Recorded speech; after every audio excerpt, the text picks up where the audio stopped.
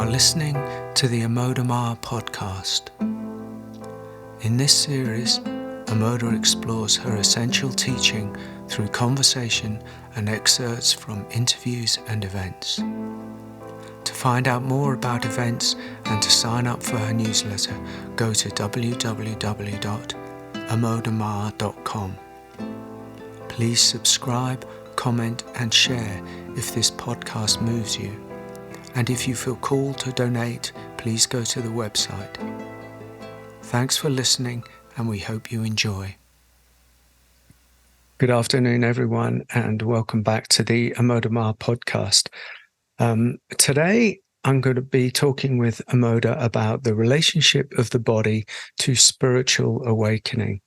Amoda, in your book, Embodied Enlightenment, you wrote extensively, and I seem to remember you included a whole chapter on this very subject, on the relationship of spiritual awakening to the body in all sorts of different ways. And I know it was a very beautiful chapter.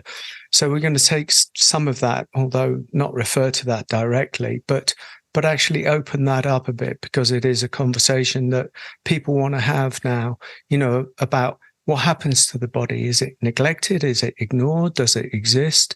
Etc., etc. So before we jump in, let me read a couple of notes that I've got, and then we can explore.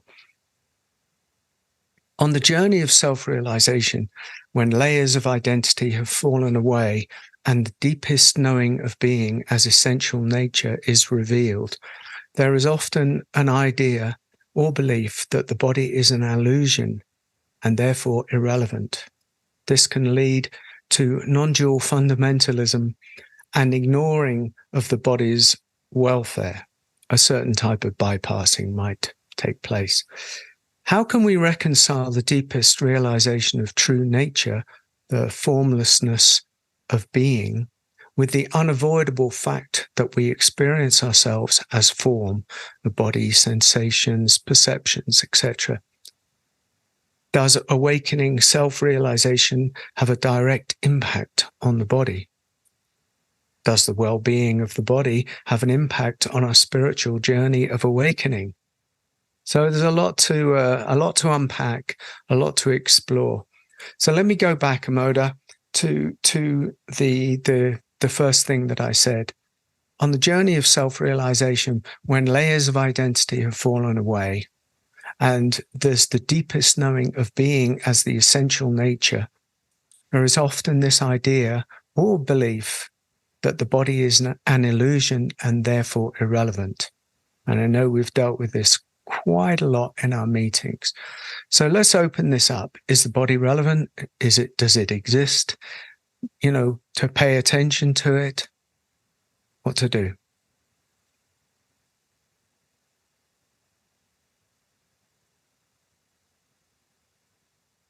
The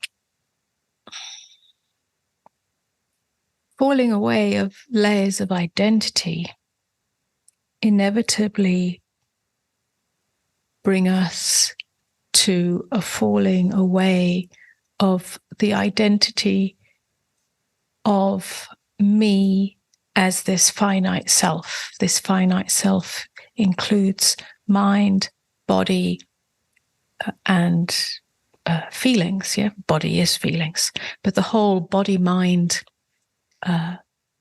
vehicle or matrix, if you like, we are not limited to that. So the falling away of that identity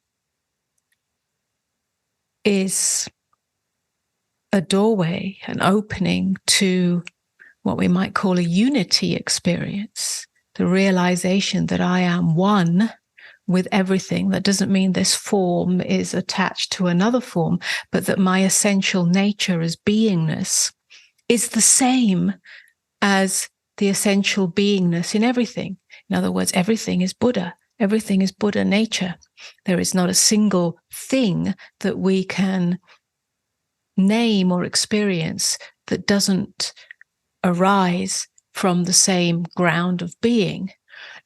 That's a profound realization, perhaps not encapsulated in that particular language, but as a visceral experience that frees us from the obsession with me and the boundary of me. I begin here and stop here, and everything else is outside of me, and I have to either defend myself against that or try and belong to that for whatever the psychological reasons of comfort and so on are, which then creates layers of identity. So freedom is an undoing of those layers. Self-realization is an undoing of those layers. But when it remains as I am not this body, then we are indeed veering towards non-dual fundamentalism, non-dual extremism, which ends up or has the byproduct of bypassing. If I am not this body, then this body is an illusion. It's not real. The only thing that's real is consciousness. Mm-hmm. And that leads to a neglect of what we might call the well-being or the welfare of the body, because it's not the complete realization. We need to, that realization that reveals itself of the ground of being as fundamental nature has to then penetrate a little bit deeper. In other words, it has to penetrate form itself, which is the realization that form is an expression or a manifestation or an appearance from or within that ground of being. So they're not separate.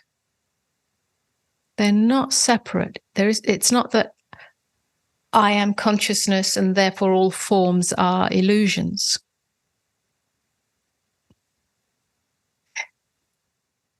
Form is the same as formless. Yeah, they're two sides of the same coin. So then the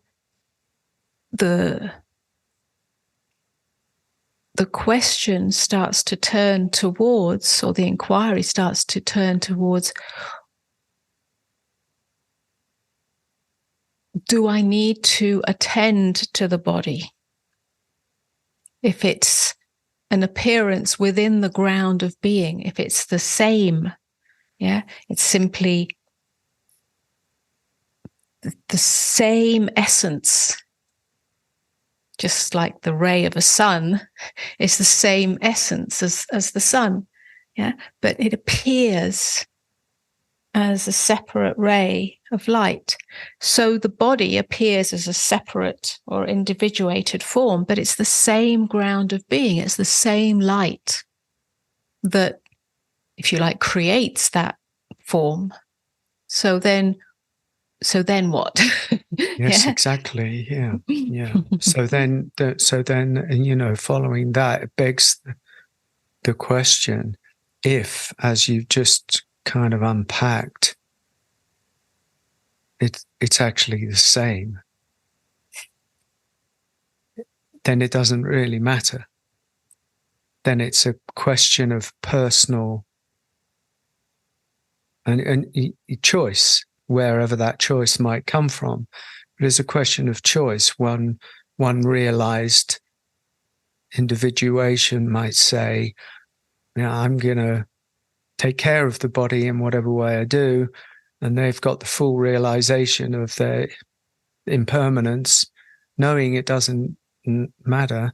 And then the person next to them who's had the same realization could say, let the bugs eat me. It's the same. Yes, it is. Ultimately, just destroyed our podcast. Ultimately, well, let's say this. Ultimately, it doesn't matter because everything is impermanent.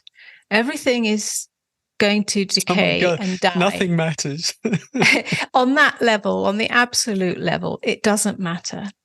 And so that frees us from the obsession with the body, in the sense of the body has to be perfect, either in perfect health or in perfect strength or in perfect appearance or in perfect whatever it is, in order for me as the psychological entity to feel good about myself.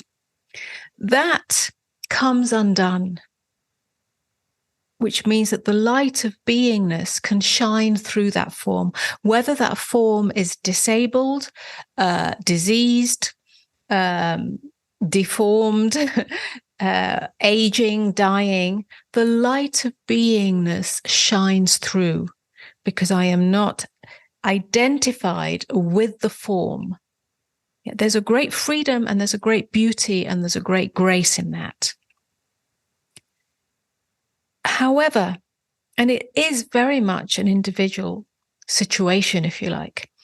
However, if that it doesn't matter becomes another, let's go back to what we just said, non-dual extremist view, which is a blanket understanding or a blanket belief for everybody, and also becomes another identity, then we have another set of problems, which is bypassing. And then the body may, because we're creatures that feel, we are organisms, functioning physiological organisms. And to deny that is insanity. The body is still here, whether you're awake or not. Whether you've self-realized or not, the body continues to function until it doesn't. But whilst it's alive, it continues to function. It's like the vehicle or the aperture through which we experience lifeness, the intimacy with what is. And if that becomes an identity which ends up as a denial of that, then we have created another level of separation, which means that I may experience pain, or I may experience illness or aging, and I've covered it up with my idea that I'm not the body, but actually there's a level of suffering in that. Yes, can I? And also, there are two issues that strike me from what you're saying. One is actually many the fear factor. That the body roots us, our relationship with the body, our understanding, our intrinsic belief that I am the body roots us in fear. And that in itself has an attachment to it. It's right, we're attached. Like, there's nothing I can do about the body. I'm attached to it, and I'm scared of my mortality. I'm rooted in fear, and that's it. And so, in a way, the realization that you're talking about is the end of fear. And so the end of fear gives us that choice. I don't like to use that word necessarily either, but let's just use it for these purposes. It gives me a choice of how I am with the body. And is that true? Yes, I think we do. If we do not get stuck in the belief that I'm not the body and therefore I'm just going to ignore it. If we don't get stuck in that, then a whole different relationship to the body, to the form, when we realize that we are form and we are formless. And whilst we're alive, the realization of formlessness, of our essential nature as beingness, is experienced and filtered through the lived experience. And we can't deny that. Yeah, if we truly accept that and see that, so that the light of beingness can emanate through that form, then a whole different set of, let's say, choices are available to us. One is that there are many angles to approach this. One is that one of the qualities of the deepest self-realization is love. Yeah, love with the qualities of kindness and tenderness. Love is the, if you like, the movement. Yeah. So that love would include, not an attached love or a conditional love, but simply the taking care of. If this form is just as much God as consciousness or beingness is God, then why would I ignore, as the one who has capacity of self-reflection and, let's say, conscience or choice? Yeah, I'm not talking on the absolute level, but on the level of form. Why would I harm or deny or, turn away from taking care of this form, just like we would, watering the garden? Yeah, we wouldn't trample all over the roses. We'd probably be drawn to taking care of the roses, knowing that they are impermanent and their true essence is not the shape and the color and because that's impermanent. Their true essence is godness, but we take care of that through the form, because it's the form that's appearing, or the light within that is appearing through the form. So the light in us would take care of that. And the body is the same. So there is a kindness, a respect. So we could go on about that, but that's one approach. Maybe we can bring them all together somehow. The other approach, if you like, that comes up is that, and it's sort of related to that, is that, and here I speak from my experience and my proclivities, my tendencies in this life, is that when the body functions well,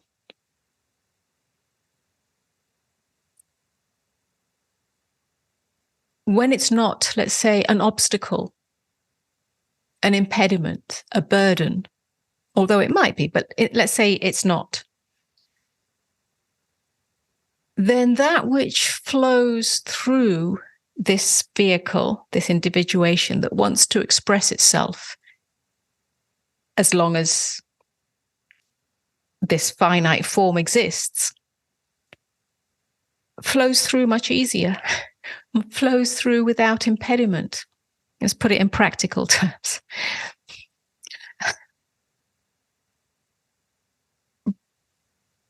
Personally, and I would relate this to other individuals, I can offer more, I can give more, I can, in the world, if this body is not an impediment to that.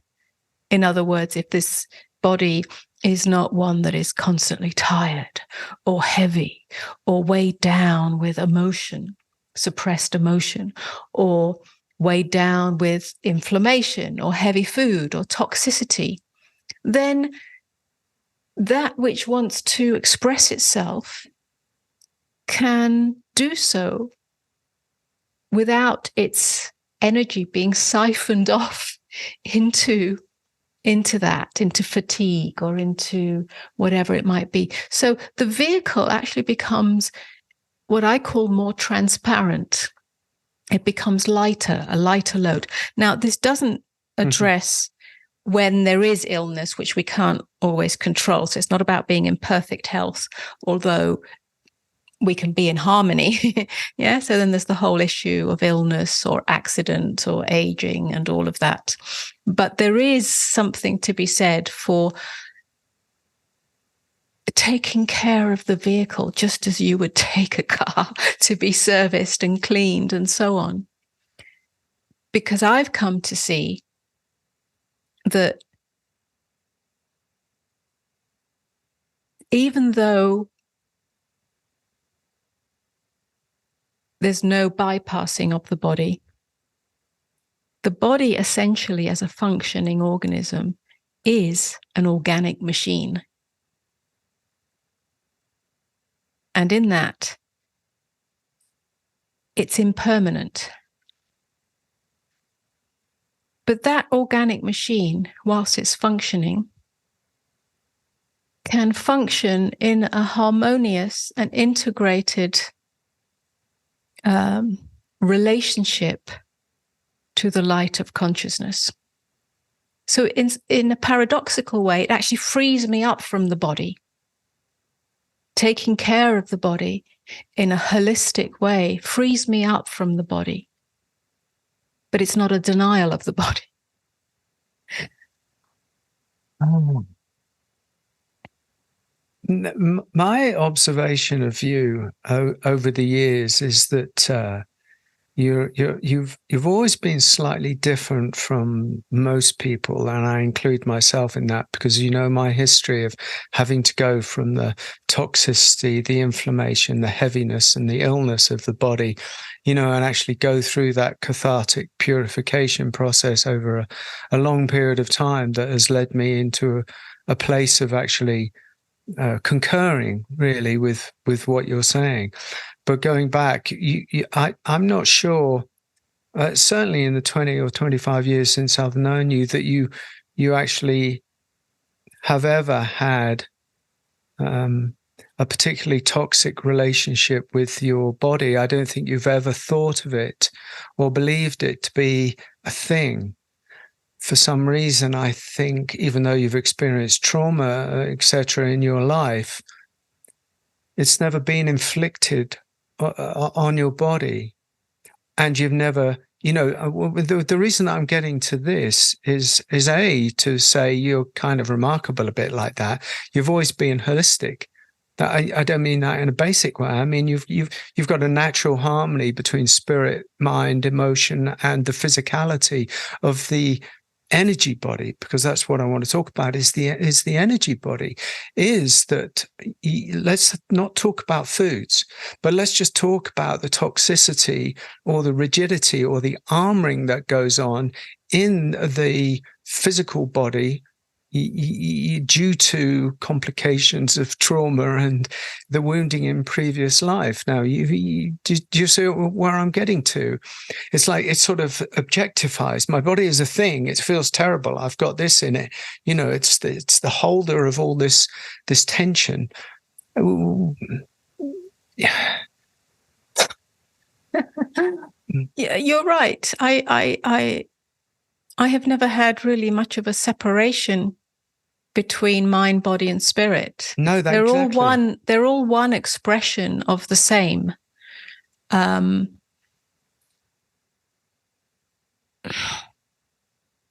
not independent of each other.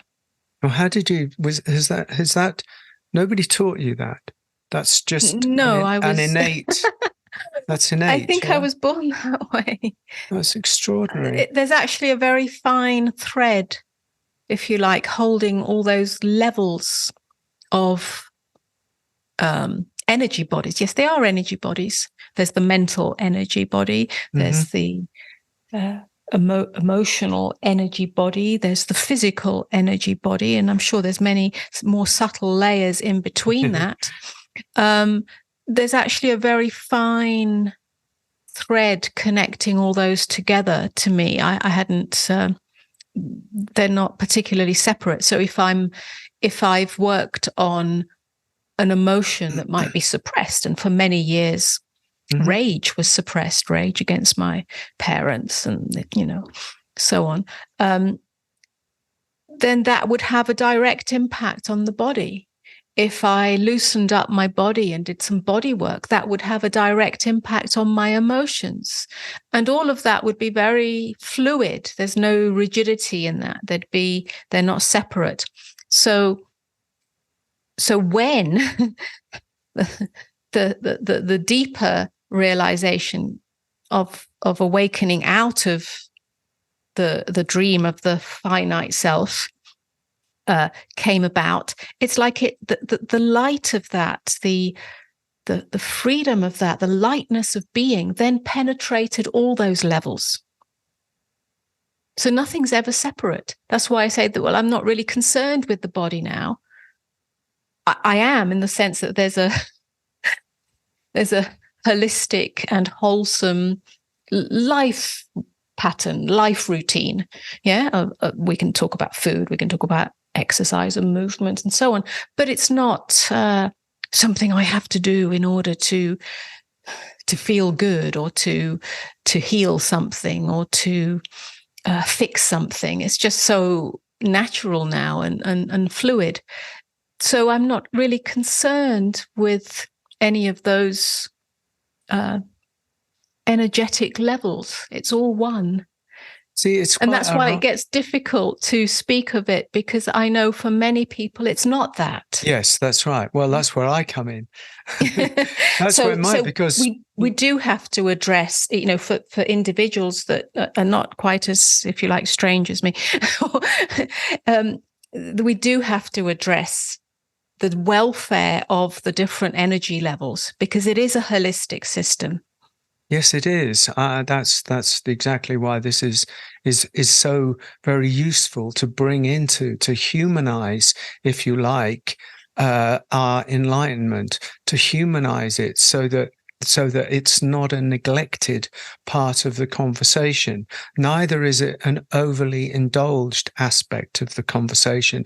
So that's the humanization of it. And different people have very different experiences of it. And unfortunately, most people have become so dense in their form and in their emotions and in the mind that some of what you're talking about, the lightness with which you talk about, actually in many ways goes over people's heads. I don't mean intellectually. I just mean it's like, well, where does that sit for me? I've had 20 years of hell in the body, and it's sick, and I recognize that. Sure. Yeah, and that's exactly what I think I referred to earlier, or at least touched on, is that when the body, and when I say body, I mean emotion and thought, they're all connected.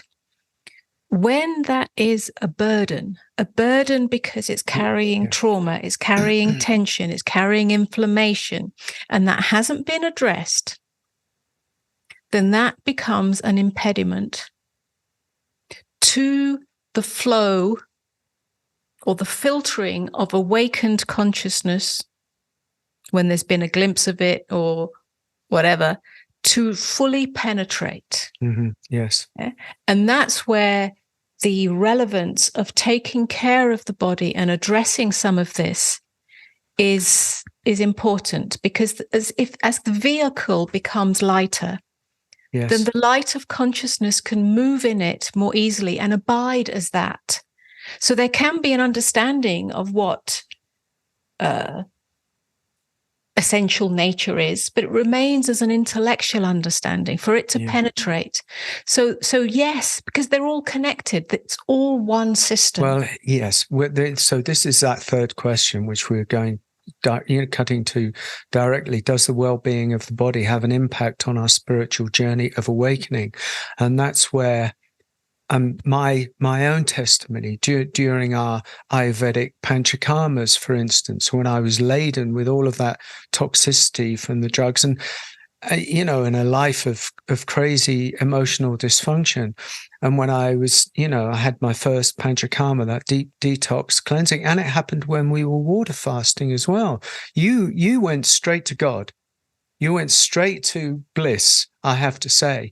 Meanwhile, I was over on the other side of the floor in agony, in sheer existential, emotional, and physical agony. But the point that I'm going to make is that at certain times during that process, and if you remember that first panchakarma that I had, where I thought I was going to die during those 6 weeks. And then one day I woke up and I was absolutely clear. I had a clarity of mind, I had a connection to what I perceived as spirit, which I didn't know what it was then. Emotionally, I felt suddenly like a stable human being for the first time ever in my life. And my body felt actually quite good. And I went to that Ayurvedic doctor and he said, yes, today you're in balance. Today, everything is in balance. Mind, body, spirit, emotion is in balance. The next day, of course, I lost it completely, but it spoke to me. It said something to me, that the body is important. The body does matter, it said to me. And there's a deeper level of harmonic vibration that I could have access to if actually I pay attention to the body. Love the body, respect the body, do what you can, not with attachment, not with fear, not with all of that kind of stuff that's created the problem in the first place, but actually with a grace and with a delicacy and with, ultimately, that's what you said, with love. That's right. Yes, all of that. Two things perhaps occur whilst you were speaking of that, and let's see if I can remember them. One was that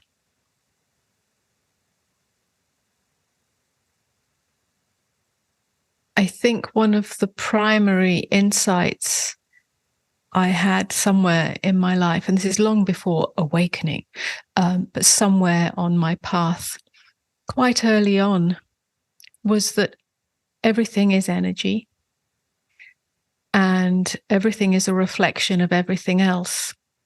And so on that level, what I ingest, what I take in, has a direct impact.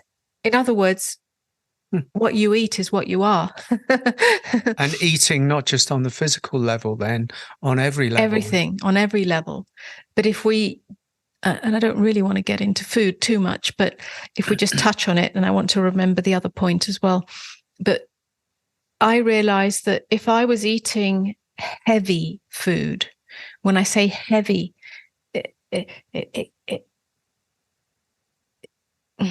how to describe, vibrationally heavy. And this is not a moral thing or a spiritual ideology thing, but just sensing energy, something that was heavy, heavily processed, heavily cooked, heavily laden, heavily flavored, whatever it might be, something heavy about it, then that's what I become.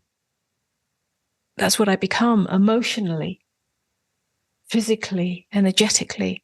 If it has a lightness to it, a light vibration, if it has the light of life in it, it has life force in it, it has, and this all has, if we can go back to how it's handled, whether it's love that grew it, whether it's love that made a meal out of it, cooked it, created it, all of that, I don't know why or how, but I could sense it.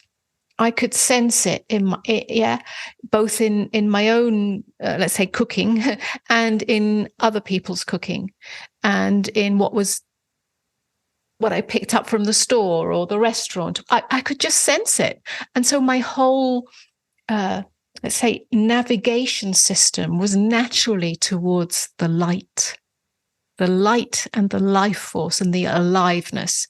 Now that can change everything. So then the choice isn't whether, this is good for me or this is bad for me, or whether it's the right number of calories, or whether it's, this diet or that diet. It's just a much more organic relationship to what is being assimilated as this.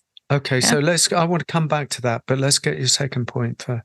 Well, perhaps the second point is related, and that was, let's also be clear that what you do with the body, the protocols, the cleansing, the whatever one's eating, the Ayurveda, the this, the that, doesn't lead to enlightenment. It's not the cause of enlightenment, because that's also an error that has been seen, especially in Well, fasting can go to that extreme. Well, it does get you quite far. Well, it does, gets you quite high. But I've seen a lot of people who do fast, or who do, who are even breatharians, who are actually quite rigid. Yeah. So we have to be a little bit careful not to get caught up in protocols of this, that, or the other, because it'll bring me to a higher consciousness. It may bring you to a higher consciousness, but a higher consciousness can also be a bypassing, a transcendence. Yeah. So we have to be a little bit careful of that. And that's not what I'm talking about, nor are you. The cleansing, the lightening, the relationship with how we eat, how we assimilate is not on the level of, and it's going to get me to enlightenment. Okay. It's almost a preparation for that light to come in. I know where to go with this. So let's just be clear about one thing. Enlightenment or awakening has no cause, right? The mind that searches for the cause is searching for a red herring because it's trapped on the linear level. It's causeless. But what we're talking about here is attending to the divine temple that becomes, the more empty it becomes, empty of the baggage of foodstuffs and toxic stuff that we just rampage through most of our lives, those of us who aren't Amoda. And the enormous digesting without eliminating of emotional toxicity, of how burdened we are intellectually with our beliefs. Now we carry all of that around, and there's no room for the divine. There's no room for that divine light that we're talking about. It's not esoteric. It's just a simple fact of the humanizing factor of being incarnated as these magical existential beings that we are. And so what this is about is you cannot cause enlightenment, but you can cleanse the body so it becomes lighter and lighter. Jesus talked about it. Buddha has talked about it. Ramana, even I do believe, mentioned it or talked about it. Of course, it's neglected a little bit. And Rumi has talked about this kind of thing. You prepare the temple. Maybe grace will arrive. Maybe not. But it'll certainly change things by attending to the temple. And so I want to go back to just what you said before.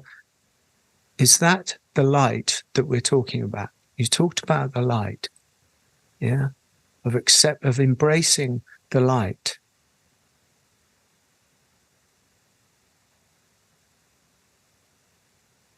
What is the light? The light in the food, you said. Is it light? Is it light? Is it you wanted to avoid heavy foods instinctively? You had an instinct for it. Most of us don't have that instinct. We have to try and remember it. But you had it. I think that light can be experienced again on many levels, just as we have many energy bodies: the physical, the emotional, the mental, the astral, the etheric, the subtle, the not so subtle. Yeah, we can also chakra system, well, that's what it is. Yes, yeah, that we can also experience the light on many levels. So we can talk of the light of beingness, which is essentially another way of saying that is the emptiness of open awareness. Open awareness without being limited, without a boundary. The boundary comes through form, yeah. But without form, it has no boundary. Boundary is the infinite, boundless beingness that is one beingness that we can realize, yeah, or as part of the awakening. We can call that light. Why is it light? Because it's not occluded by thought. It's not occluded by perception. It's not occluded by any form that arises. Yeah, we can have that we can have that experience, if you like, in deep meditation, in deep silence, and also in awakening. It's part of that experience, and not just that, but it's part of it. So that's light on one level. It's not physically seeing light. It's simply the permeability, the invisibility of awareness itself, open awareness, the primordial ground of being, prior to perception, prior to any appearance that takes place. As that light, if you like, includes form, because form appears in that, in the formless, then thoughts appear, feelings appear, energetic experiences, sensation. Yeah, and then we can get into physical sensation. We can feel energy moving. Yeah, the things we touch, the things we taste. Of course, as it gets more dense, then it becomes beliefs, patterns, tendencies, and so on. Light can be experienced through all of that. Yeah, so if it's touch, then there's a lightness of touch. We're sensitive to that. If it's taste, we can taste the light. But in the way that kind of described earlier, there's a lightness to the taste. There's an alive. It's indescribable. We're either in touch with it or we're not in touch with it. I can tell you that if I ate if I tasted a bag of Doritos, that would not taste like light to me. Yeah, there's a heaviness, there's an intensity, there's a whatever it might be. I'm just taking any old example here, but Doritos. Yes, I'm just thinking of something heavily flavored or processed. So we can experience the light. If I'm experiencing a thought, an emotion, I know what light is. Yeah. A heavy emotion will have a strong sense of me and fear and trepidation, and it gets stuck or it's suppressed and it's lurking around. Yeah, so we have a sensitivity to light on many different levels. That's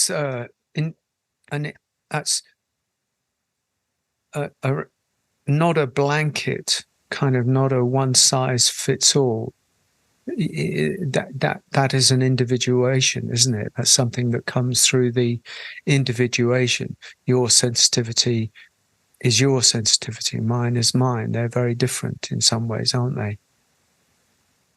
Well, for the very fact that we each have a different physiological organism with its own particular neural wiring and history and digestion and elimination process and all of that, and our own life experience, then yes, it may have a different quality, but everyone has that inner navigation. That's the important part. The inner navigation is the sensitivity. I think it's just that it's important for people to know that it's not a one size fits all. One has to listen deeply and attend to, or allow, or become sensitive to in the way that you're talking about. This is as much not about it's about developing that kind of a new relationship, really, in many ways, isn't it? Well, absolutely. That's why it's not about protocols. If there was a protocol that would fit everybody, you eat this, you do this, then bingo. Then that would be a linear cause of something. But it's not, as you just said. That's why I don't ever provide a protocol to anyone. The most that we can say is cleansing of some sort, the release of toxic emotion, the release of toxic, what has become toxic cellular material, in whatever way moves you. Yeah, everyone has to find their own protocol. Obviously, there are some fundamentals that are valuable or effective. And the same with the relationship to food. I would say slow down and be very conscious as you eat. Yeah, you can eat anything, but slow down and you'll develop a sensitivity. Chew it, feel it. Yeah, be intimate with what you're eating and you'll feel what it is. And mostly food is invested with emotion. And what we're eating is emotion, emotional energy. Yeah? And if we slow down, I know because this happened for me as well. I would eat in my younger days emotionally, when I was lonely, when I was upset, when I was suppressing anger and so on. And, you kind of just shovel it in, whether it's good food, bad food, whatever, And when I finally slowed down, I don't know how that happened, but maybe over a period of time and started to really feel what I was eating, then I felt my emotions. Yes, that's right. And then food became a whole different relationship. I wasn't eating for emotional reasons, to stuff things down, to find comfort, and usually because there was some sort of sense of loneliness or abandonment. And now it's very light. It's almost like the body, the organism knows how much to eat, when to eat. It doesn't overeat. It doesn't indulge. Neither is it punitive. It's not controlling. It's just very natural. And actually, it doesn't need very much. Yeah.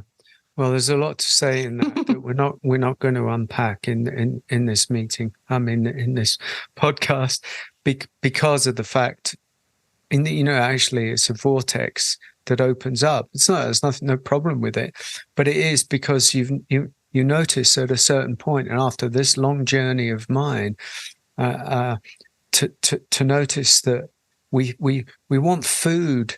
In a way, our relationship to food to so often be the problem. But food is often such a veil to the emotionality behind the motives that for the food that it quickly we get to what's going on. I've worked with people, and quickly we get to the beliefs that are wrapped around, the emotions that are wrapped around this food kind of behavior. And that in itself is a worthy investigation because, and now we've got a little bit of time, and I just want to talk about the next bit, which is then, does awakening self-realization have a direct impact on the body? And what I'm trying to get to is, I'll go back to the light without being too wishy-washy about it. The purification that can awakening, the realization, does that actually have an impact? Or back to the original point, are they related? Can it be the cause of a purification process that's going on? I'd love to say yes to that, but I don't think it's the case. I don't think awakening has a direct impact on the body. It may have an impact on your relationship to your inner navigation system. It may do, but I don't think it has a direct impact on the body. So we go back to the same thing. It doesn't matter. Yeah, awakening is awakening. Mm-hmm. And that's true. Absolutely. Unless you actually attend to the body in the present, and it may be a backlog of the past, then nothing will actually change because it's become dense on that point, at that point. If it hasn't been addressed, then it has to be addressed, and it can only be addressed on the same level that the problem has been created, emotionally, physically, digestively, cellularly, whatever it is, muscularly. That has to be addressed. So there can be awakening, but nothing changes on the physical level. It doesn't suddenly make you in perfect health. It doesn't make you suddenly have lots of energy and so on and so on. It doesn't change the function of the body. You have to address the function of the body. And when we say body, all those energy systems, you have to address that directly. So either that addressing of the many energy bodies takes place prior to awakening, and so that's the emptying of the vessel that prepares the way, just because it's part of your life's journey, as it was mine, so that when awakening took place, it became abiding. There wasn't anything obstructing it. Okay, yeah. So yes, I understand that completely. So while anybody is waiting for awakening to happen, unless if some awakening has happened, then who cares? The choice is entirely up to one's individuation, whether that's from will or not will. It doesn't really matter, because a realization is the realization. But in the meantime, clean the vessel. Yes. Yes. Is this a contemporary? We'll finish up in a minute. Is this a contemporary conversation? Is it meaning? As this has come over from the east, where maybe they're more steeped in Ayurveda, or maybe not, or I don't really know. But over here, the conversation now for the last 15 years in the non-dual, in all of the spiritual circuits, has been about what is consciousness and what is consciousness. And I know your book, which was 5-6 years ago or more, spoke a bit to the embodiment, and the embodiment being, what's the relationship here? What's the relationship between enlightenment or awakening and the body? And it wasn't really discussed very much, because obviously people want to know, well, what is this enlightened state? What is this? Is this space? And now, after we work quickly in the West. We don't need 1,000 years. It's like, well, hold on a minute. What's the relationship of this to trauma? People are talking about trauma very much in relationship to awakening, and so here comes the body. Here comes the body. I think it is a contemporary conversation, because it is kind of almost two extremes in the West, well, even in the East, where there can be so much attention on the practice, the physical practice, whether it's yoga practice or Kundalini, I don't know, whatever. Yeah, it's very much practice. The ascetic yeah, so as if that's the way to God, which there is an element of truth in that. But then again, we've touched on that. It becomes a higher consciousness thing and an attachment to the practice, and it's the cause of enlightenment, and that's not actually true. So there's an over attachment with the practice, sometimes body based. If I it becomes another spiritual identity and so on. And then there's the other extreme in the contemporary world, which is the non-dual, that seems to have penetrated much of spirituality, which is the body doesn't matter, and only consciousness is real. And then we have the whole bypassing thing.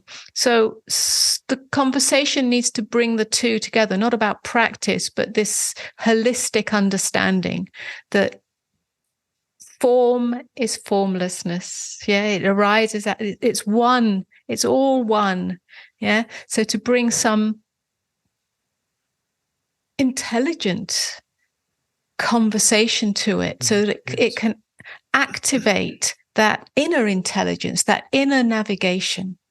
Yeah, so it's not just swinging from one extreme to the other. Yeah, and I think that's also true in Eastern traditions. You do have the very practice-based traditions, and then you have the very Advaitic, yeah. And somewhere along the line, it's the two. I would say it's more. If we're going to give it a name, it's sort of a blend of a marriage of Advaita and Tantra. Yeah, the two coming together.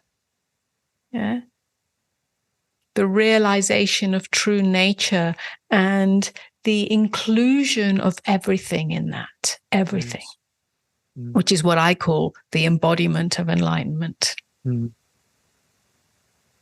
I agree. I think that, I mean, it's a beautiful conversation to have here in the West, because it, unlike in a way in the East, which has a history of, I don't know, maybe more naturalness and historically, whereas over in the West, we've been chemicalized to such a point that the body, it's more convenient to exclude the body from the spiritual conversation, because the body is a problem.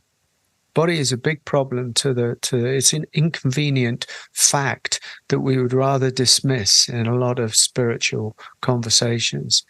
And rightly so in a way, because the body in the West is a problem. We don't know what to do about it. We've completely neglected it, and then we go about fixing it.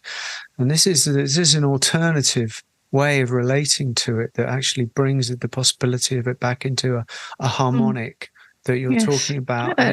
Yeah, I think maybe the primary point, which is sort of coming through our conversation, is that the body's not a separate entity. Yes. It's not actually a thing. It's not a thing. Yeah, and then your mind's another thing, and your emotions are another thing. Thank you. Because then the body becomes a problem. Thank you. Yes. Or something. Yeah, it's all one. It's all one. It's all a different expression, a different appearance of the same. So all of it must be included, not the body as a thing. Yeah, again, we come across many people who talk about the body as if it was a problem that needs to be fixed. I've got this tension in my body. How am I going to? I've got this trauma in my body. The trauma is not in your body. It's in your energy system.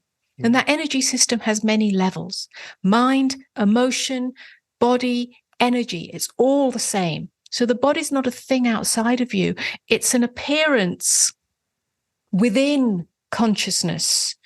So we need to look at the essence of that consciousness, get to the root of it, and then it'll get addressed on all levels. It's holistic. Exactly. Form and formless are one. It's not just that they're interconnected, they're actually one. It's the whole. It's a whole. It's a whole thing. So maybe that's a good place for us to end. I read a poem at something. This is a beautiful conversation that I do like to have, and I did an event recently, and my introduction was a poem. When we talk about the body, we talk about it as though it's a thing, like everything else we talk about, a solid object, but it's not. It's part of a great energy system we call me. It is already a union, but we are not. We are mind heavy, emotionally weighed down, and often compromised by toxins. And when something goes wrong, we want it fixed. But the fixer does not always show up. So then what? So then that leads to this exploration. Can we bring the notion of the body, the idea of the body, not even the body itself? We don't need to fix the body. We need to fix our idea about the body. And then something new starts to happen. This creates space, creates light, allows the light. And then the light does the work. We think we have to do the work. We don't have to do the work. Good. Okay, thank you so much, Amoda. I would actually encourage anybody who's interested a little bit more to go and dig out that book. It's on Amazon. Embodied Enlightenment chapter, I can't remember. The body is a gateway to something or other, and I can't remember what.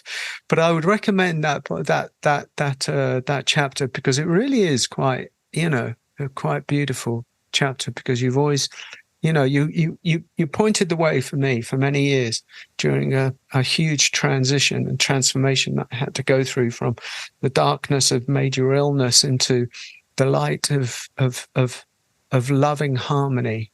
And I remember this, and I'm very grateful to you for holding that without even realizing you were holding the light, but actually for holding that for me. And so thank you very much. Thank you.